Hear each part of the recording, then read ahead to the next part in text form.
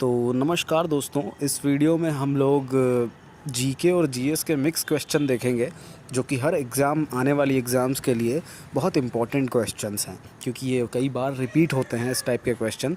उन क्वेश्चंस को आज हम देखेंगे। तो तकरीबन इस वीडियो में हम 50 क्वेश्चन देखने वाले हैं और हमारा उद्देश्य यही रहेगा कि हम कम से कम समय में ज़्यादा से ज़्यादा क्वेश्चंस को देख सकें। तो पहला क्वेश्चन है हमारा, सुपर मून के समय चाँद लगभग कितना प्रतिशत बड़ा दिखता है? तो जब भी सुपर मून होता है तो चाँद जो है वो 14% बड़ा दिखता है। तो इसका सही उत्तर हो जाएगा ऑप्शन बी, यानी 14%। इसके बाद अगला प्रश्न है हमारा, बर्फ़ को बुरादे में पैक क्यों किया जाता है? तो इसके ऑप्शन है, बुरादा आसानी से पिघलने नहीं देता है, बुरादा ऊष्मा का कुचालक होता है, बुरादा ऊष्मा का सुचालक होता है, या बुरादा बर्फ़ से चिपकता नहीं है। तो इसका जो सही उत्तर है वो है कि बुरादा जो है ये ऊष्मा का कुचालक होता है। तो इसीलिए हम बर्फ़ को बुरादे में पैक करते हैं। तो इसका सही उत्तर हो जाएगा ऑप्शन बी। इसके बाद अगला प्रश्न है हमारा, मधुमक्खियों के प्रजनन एवं प्रबंधन को क्या कहते हैं? तो जब भी मधुमक्खियों का प्रजनन होता है और प्रबंधन होता है उसको बोला जाता है एपीकल्चर। तो इसका सही उत्तर हो जाएगा ऑप्शन डी, यानी एपीकल्चर। इसके बाद अगला प्रश्न है हमारा, निम्नलिखित में से किस शब्द को संविधान में परिभाषित नहीं किया गया है? इसके ऑप्शन है, विधि द्वारा स्थापित प्रक्रिया, केंद्र शासित प्रदेश, कृषि आय, या प्रतिभूति या स्टॉक। तो इसका जो सही उत्तर है वो हो जाएगा, विधि द्वारा स्थापित जो प्रक्रिया है उसको परिभाषित नहीं किया गया है हमारे संविधान में। तो इसका सही उत्तर हो जाएगा ऑप्शन ए, यानी विधि द्वारा स्थापित प्रक्रिया। इसके बाद अगला प्रश्न है हमारा, सूर्य की सतह पर हाइड्रोजन के अलावा दूसरा कौन सा तत्व बहुतायत में पाया जाता है? तो सूर्य की सतह पर हाइड्रोजन के साथ साथ हीलियम पाया जाता है। तो इसका सही आंसर हो जाएगा ऑप्शन ए, हीलियम। इसके बाद अगला प्रश्न है हमारा, ध्वनि किस रूप में यात्रा करती है? इसके ऑप्शन हैं, अनुप्रस्थ तरंगों के रूप में, अनुदैर्घ्य तरंगों के रूप में, या स्थिर तरंगों के रूप में, या अनुप्रस्थ एवं अनुदैर्घ्य तरंगों के रूप में। तो इसका जो सही उत्तर है वो है अनुदैर्घ्य तरंगों के रूप में। तो ऑप्शन बी जो है इसका सही उत्तर हो जाएगा, क्योंकि ध्वनि जो है ये अनुदैर्घ्य तरंगों के रूप में यात्रा करती है। इसके बाद अगला प्रश्न है हमारा, ठोस से गैस में बदलना क्या कहलाता है? तो जब भी सॉलिड से गैस में कोई चीज़ बदलती है तो उसको हम बोलते हैं ऊर्ध्वपातन। तो ऊर्ध्वपातन जो है ये कहलाता है, ठोस से गैस में बदल जाने को बोला जाता है ऊर्ध्वपातन। इसके बाद अगला प्रश्न है हमारा, ध्वनि की चाल सर्वाधिक किस में होती है? तो सबसे ज़्यादा ध्वनि की चाल किस में होती है? ऑप्शन दे रहा है हमको, जल की अपेक्षा शुष्क वायु में, लोहे की अपेक्षा लकड़ी में, वायु की अपेक्षा लोहे में, या जल की अपेक्षा हाइड्रोजन में। तो इसका सही उत्तर हो जाएगा वायु की अपेक्षा लोहे में। तो क्योंकि एयर में ध्वनि जो है ये कम स्पीड से ट्रैवल करती है और लोहे में ज़्यादा स्पीड से ट्रैवल करती है, तो वायु की अपेक्षा लोहे में ध्वनि की चाल सर्वाधिक होती है। इसके बाद अगला प्रश्न है हमारा, पराध्वनिक चाल मापने की इकाई क्या है? तो पराध्वनिक चाल को मापने की इकाई जो है, इसके ऑप्शन दे रहा है, रिक्टर, हर्ट्ज, मैक, या नॉट। तो हम मैक जो है ऑप्शन सी हमारा, इससे हम पराध्वनिक चाल को मापते हैं। तो पराध्वनिक चाल जो मापने की इकाई है वो है मैक। इसके बाद अगला प्रश्न है हमारा, राजस्थान में अरावली श्रृंखला की समुद्र तल से औसत ऊंचाई कितनी है? तो राजस्थान में जो अरावली श्रृंखला है उसकी समुद्र तल से औसत ऊंचाई 930 मीटर है। तो इसका सही उत्तर हो जाएगा 930। इसके बाद अगला प्रश्न है हमारा, हाल में ध्वनि की प्रतिध्वनि निरंतर होने का क्या कारण है? तो कोई भी हॉल है वहाँ पे ध्वनि की जो प्रतिध्वनि निरंतर होती है उसका कारण क्या होता है? इसके ऑप्शन दे रहा है, परावर्तन, हस्तक्षेप, विवर्तन, या अवशोषण। तो इसका सही उत्तर जो है वो हो जाएगा परावर्तन, क्योंकि परावर्तन एक ऐसी प्रक्रिया है जिसके द्वारा जो हमारी ध्वनि है उसकी प्रतिध्वनि निरंतर होती रहती है। इसके बाद अगला प्रश्न है हमारा, शीतलन की दर किस पर निर्भर करती है?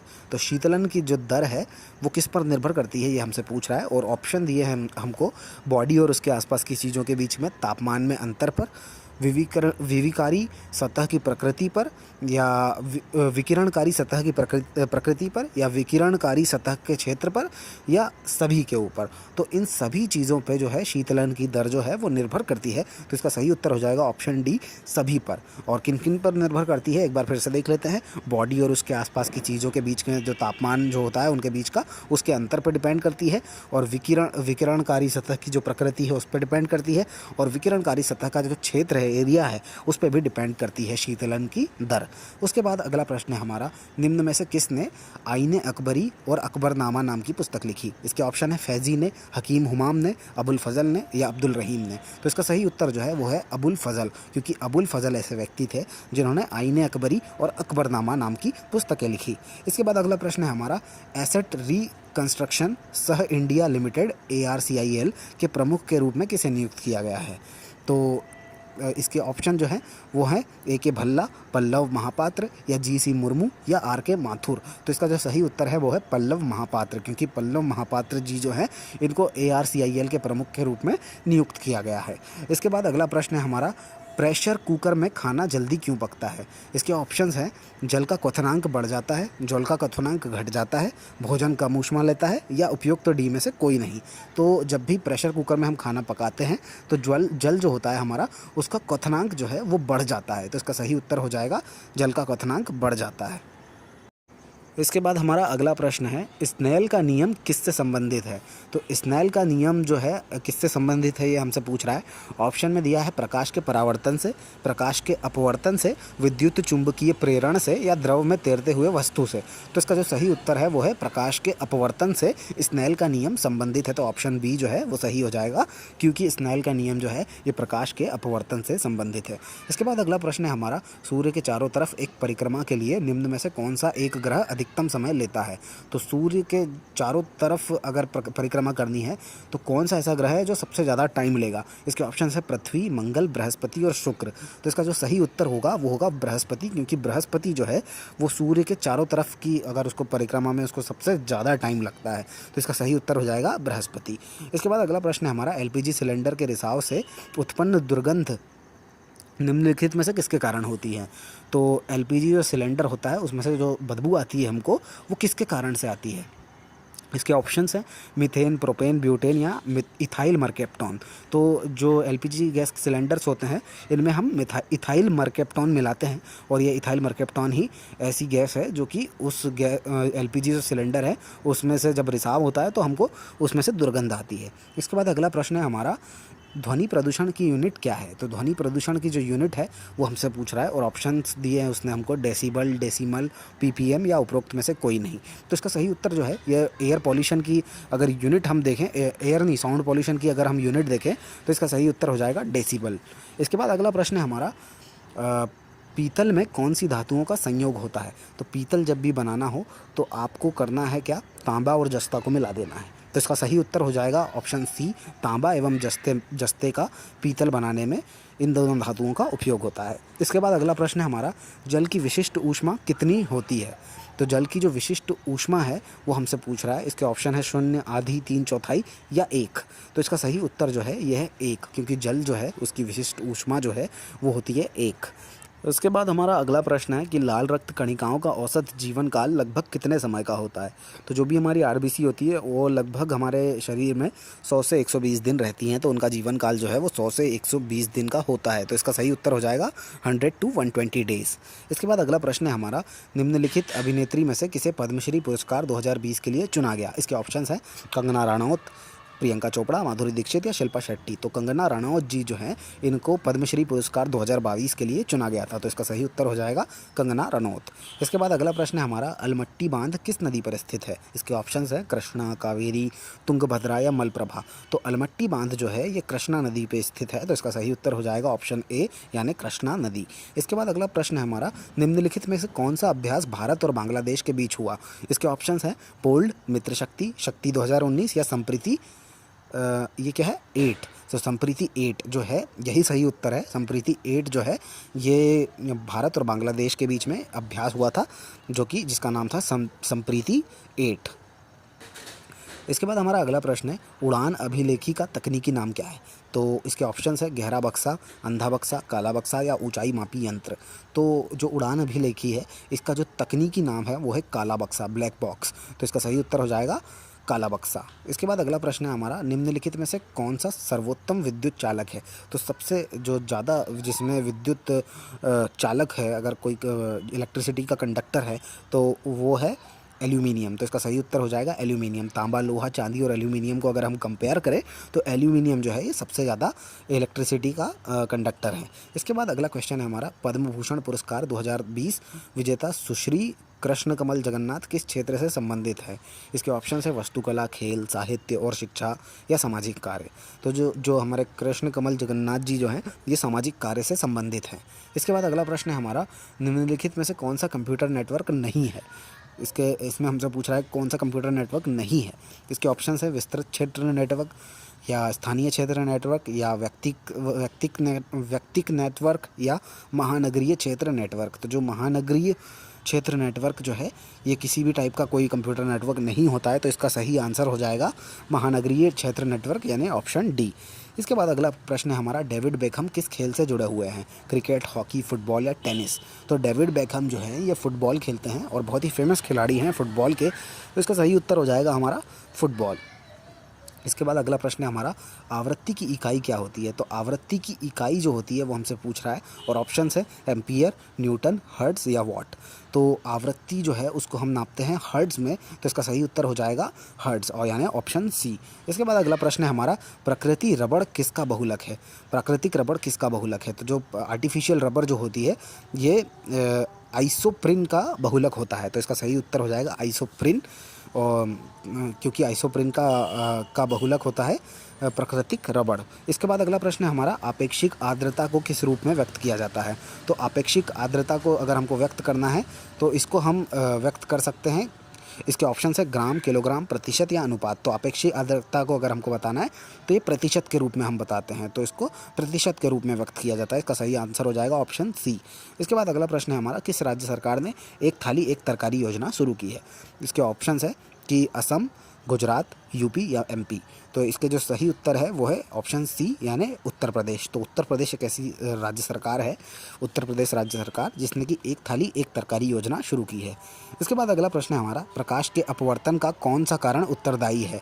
तो प्रकाश के अपवर्तन के लिए जो उत्तरदायी कौन सा कारण है ये पूछ रहा है हमसे और ऑप्शन दे रहा है प्रकाशीय घनत्व, प्रकाश की आवृत्ति, मध्य का आपतन का कोण या द्रव्यमान घनत्व। तो इसका जो सही उत्तर है वो है मध्य का आपतन का कोण जो है, यही कारण है प्रकाश के अपवर्तन का। तो इसका सही उत्तर हो जाएगा मध्य का आपतन का कोण। इसके बाद हमारा अगला प्रश्न है कि निम्न में से सबसे सख्त कौन है यानी सबसे हार्ड कौन है? इसके ऑप्शन है हीरा, ग्लास, क्वार्ट्ज या प्लेटिनम। तो इसका सही उत्तर जो है ये हो जाएगा हीरा, क्योंकि हीरा जो है इन सभी में से सबसे हार्ड है। इसके बाद अगला प्रश्न है हमारा, प्रेशर कुकर में चावल जल्दी क्यों पकता है? ऑप्शंस है यह बंद होता है, पानी का कम मात्रा में प्रयोग होता है, इनमें से कोई नहीं, या पानी दबाव होने पर उच्चतर तापमान पर उबल जाता है। तो इसका जो सही उत्तर है वो है पानी दबाव होने पर उच्चतर तापमान पर उबल जाता है, इसलिए प्रेशर कुकर में चावल जल्दी पक जाते हैं। अगला प्रश्न है हमारा, किस मुगल शासक ने दिल्ली में लाल किला बनवाया था? इसके ऑप्शन हैं औरंगजेब, जहांगीर, अकबर या शाहजहां। तो इसका सही उत्तर जो है वो है डी, शाहजहां, क्योंकि शाहजहां जो था उसने दिल्ली में लाल किला बनवाया था। इसके बाद अगला प्रश्न है हमारा, किस खेल का खेल परिसर कोर्स कहलाता है? पोलो, गोल्फ, आइस हॉकी या रग्बी। तो जो गोल्फ होता है उसका जो खेल परिसर होता है उसको कोर्स बोलते हैं, गोल्फ कोर्स आपने सुना होगा। तो गोल्फ का जो खेल परिसर होता है उसको कोर्स बोलते हैं। इसके बाद अगला क्वेश्चन है हमारा, इंसोलेशन यानी आपतन का अर्थ क्या है? इंसोलेशन का अर्थ क्या है? इसका ऑप्शन दे रखा है हमको, ऊष्मारोधी सामग्रियाँ, आने वाली सौर विकिरण, या अविलेय सामग्रियाँ, या उपयुक्त में से कोई भी नहीं। तो इसका जो सही उत्तर है वो है आने वाली सौर विकिरण। तो इसका सही उत्तर हो जाएगा आने वाली सौर विकिरण, मतलब इंसोलेशन यानी कि आपतन कहलाता है। इसके बाद हमारा अगला प्रश्न है, उर्वरकों के निर्माण में निम्नलिखित में से कौन सा तत्व प्रयोग में लाया जाता है? तो जब भी उर्वरक बनाना हो तो हमसे पूछ रहा है कि कौन सा तत्व उपयोग में लाया जाता है। इसके ऑप्शन है फ्लोरीन, शीशा, एल्यूमिनियम या पोटेशियम। तो इसका सही उत्तर है पोटेशियम, क्योंकि जब भी हमको उर्वरकों का निर्माण करना है तो हम पोटेशियम का यूज़ करते हैं। इसके बाद अगला प्रश्न है हमारा, निम्नलिखित में से कौन सा कार्बन का एक रूप है? तो ऑप्शंस हैं ग्रेफीन, ग्रेफाइट, फुलरीन या क्वार्ट्ज। तो ग्रेफाइट जो है ऑप्शन, क्वार्ट्ज जो है ये मतलब पूछ रहा है कौन सा कार्बन का एक रूप नहीं है। तो ग्रेफीन जो है वो भी कार्बन का एक रूप है, ग्रेफाइट जो है वो भी कार्बन का एक रूप है, फुलरीन जो है वो भी कार्बन का एक रूप है, लेकिन क्वार्ट्ज जो है ये सिलिका का एक रूप है। तो इसका सही उत्तर हो जाएगा क्वार्ट्ज, क्योंकि ये क्वार्ट्ज जो है ये कार्बन का एक रूप नहीं है। इसके बाद अगला प्रश्न है हमारा, आँखों से कौन सी किरणें नहीं देखी जा सकती? इसके ऑप्शंस है पैराबैंगनी किरणें, गामा किरणें, आवृत्त किरणें या सभी। तो इसका सही उत्तर जो है यह हो जाएगा सभी, क्योंकि ना तो हम पैराबैंगनी किरणों को देख सकते हैं, ना गामा किरणों को, और ना ही अवरक्त किरणों को। इसके बाद हमारा अगला प्रश्न है, जल का अधिकतम घनत्व किस तापमान पर संभव होता है? इसके ऑप्शन है 0 degree Celsius, 4 degree Celsius, -4 degree Celsius या 0 डिग्री सेल्सियस। तो इसका जो सही उत्तर है वो है 4 डिग्री सेल्सियस, क्योंकि 4 डिग्री सेल्सियस के ऊपर जल जो होता है उसका सबसे जो घनत्व जो है, अधिकतम घनत्व हमको 4 डिग्री सेल्सियस के तापमान पर मिल जाता है। इसके बाद अगला प्रश्न है हमारा, भूमि का जल मूल रोमों तक किस दबाव में पहुंचता है? तो भूमि का जो जल है वो मूल रोमों तक किस दबाव में पहुंचता है, ये हमसे पूछ रहा है। इसके ऑप्शन है वायुमंडलीय दबाव, केशिका दबाव, परासरण दबाव या मूल दबाव। और इसका सही उत्तर जो हो जाएगा वो जाएगा परासरण दबाव, क्योंकि भूमि का जो जल है वो मूल रोमों तक परासरण दबाव के रूप में पहुंचता है। इसके बाद अगला प्रश्न है हमारा, रक्त के स्कंदन हेतु कौन सा विटामिन आवश्यक है? तो रक्त का स्कंदन के लिए जो विटामिन आवश्यक है वो हमसे पूछ रहा है। ऑप्शन है vitamin B, vitamin C, vitamin K या विटामिन ई। और इसका जो सही उत्तर हो जाएगा वो हो जाएगा ऑप्शन सी, यानी कि विटामिन के, क्योंकि विटामिन के जो है ये एक ऐसा विटामिन है जो रक्त के स्कंदन के लिए इम्पॉर्टेंट है। उसके बाद अगला क्वेश्चन है हमारा, विकिरण पायरोमीटर से कितना तापमान मापा जा सकता है? तो विकिरण जो पायरोमीटर होता है उससे कितना तापमान नापा जा सकता है, ये हमसे पूछ रहा है। इसके ऑप्शंस है 10 से 250 डिग्री सेल्सियस, 100 डिग्री सेल्सियस तक, 250 से 500 डिग्री सेल्सियस तक या 500 डिग्री सेल्सियस से भी ऊपर तक। तो विकिरण पायरोमीटर जो होता है इससे 500 डिग्री सेल्सियस से ऊपर के जो तापमान होते हैं उनको नापा जाता है। तो इसका सही उत्तर हो जाएगा ऑप्शन डी, 500 डिग्री सेल्सियस से ऊपर। इसके बाद अगला प्रश्न है हमारा, शीत ऋतु में पशुओं के प्रसुप्ति काल को क्या कहते हैं? तो शीत ऋतुओं में जो पशुओं का प्रसुप्ति काल होता है उसको क्या कहा जाता है, ये पूछ रहा है। और ऑप्शन है एस्टिवेशन, रीजनरेशन, म्यूटेशन या हाइबरनेशन। तो इसका सही उत्तर जो है वो हो जाएगा ऑप्शन डी, हाइबरनेशन, क्योंकि शीत ऋतुओं में पशुओं के प्रसुप्ति काल को हाइबरनेशन कहा जाता है। इसके बाद अगला प्रश्न है हमारा कि डॉपलर प्रभाव किससे संबंधित है? इसके ऑप्शंस है ध्वनि, जनसंख्या, मनोविज्ञान या मुद्रा। तो इसका सही उत्तर जो है वो हो जाएगा ऑप्शन ए, ध्वनि, क्योंकि जो डॉपलर इफेक्ट है ये ध्वनि से संबंधित है।